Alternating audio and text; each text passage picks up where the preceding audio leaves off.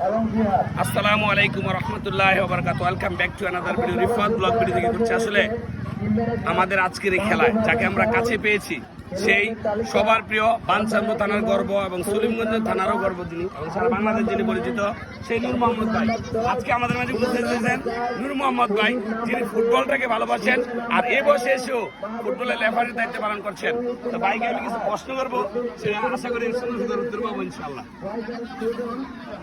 ভাইকের প্রথম প্রশ্ন আমি সেটা হচ্ছে, ভাই আপনি জীবনে বহুত মাঠে ফুটবল খেলেছেন, কিন্তু আজকে রেফারি হিসেবে আসছেন, কেমন লাগছে যদি বলতেন? হ্যাঁ, আজকে ফুটবলার থেকে আজকে একজন বিচারক হিসেবে এই মাঠে আল্লাহ তাআলা আমাকে এনেছে এবং খুবই ভালো লাগছে। এবং আমার দুই সহকর্মীর প্রধান লক্ষ্য থাকবে আল্লাহর উপর ভরসা রেখে আমরা যতটুকু জানি সেই সঠিক সিদ্ধান্ত যেন দিতে পারি এবং দেওয়ার চেষ্টা অবশ্যই করব। কারণ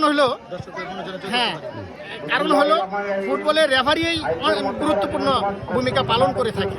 কারণ ফুটবল যদি বেঁচে থাকে আমরা ফুটবল প্রেমীদের হৃদয়ে বেঁচে থাকবো, সেই লক্ষ্য নিয়ে আমরা কাজটা করি। আপনি তো ভাই বিপিএল ছোট থেকে ধরে অনেক ভক্ত আপনার, এবং আপনি সেই মাঝ মাঠের প্লেয়ার বেশিরভাগ ছিলেন।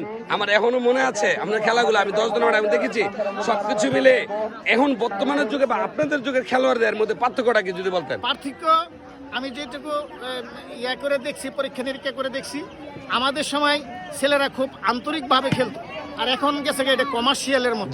আমরা যে মনে প্রাণে ফুটবলকে লালন পালন করছি, এখনো ফুটবলের কথা শুনে আমরা এই মাঠে উপস্থিত হয়েছি শুধু ফুটবলকে ভালোবাসি হিসেবে। আমরা কোনো কমার্শিয়াল চিন্তা ভাবনা করি না। এখনকার ছেলেরা ভালো খেলে, কিন্তু তারা উজাড় করে খেলে না। আরেকটা প্রশ্ন, এই যে আপনি ফুটবল খেলাটাকে ভালোবেসে আজকে রেফারি আসছেন, আপনার যে অগণিত ভক্ত আছে, আপনি মাঠে এসে দেখেন, তা কেমন লাগে ফিলিংসটা? অনেক ফিলিংস আমার কাছে লাগে। আমি আমার বাংলাদেশে তথা প্রবাসীও আমার অনেক ভক্তবৃন্দ আছে, এবং নবীনগর, বাঞ্ছারামপুর এবং মুরাদনগরে অনেক মানুষ আমি জানি যে অনেক ভালোবাসে ফুটবলের সাথে যারা জড়িত, তারা আমাদেরকে ভালোবাসে। আমি আজকের এই টুর্নামেন্টের পক্ষ থেকে এবং টুর্নামেন্টের মাধ্যমে সকলকে, দেশ বিদেশের সকলকে আমি এই ফুটবলের শুভকামনা এবং শুভেচ্ছা জানাচ্ছি এবং তাদের দিকেও কামনা করছি। ধন্যবাদ ভাই, আপনাকে ধন্যবাদ।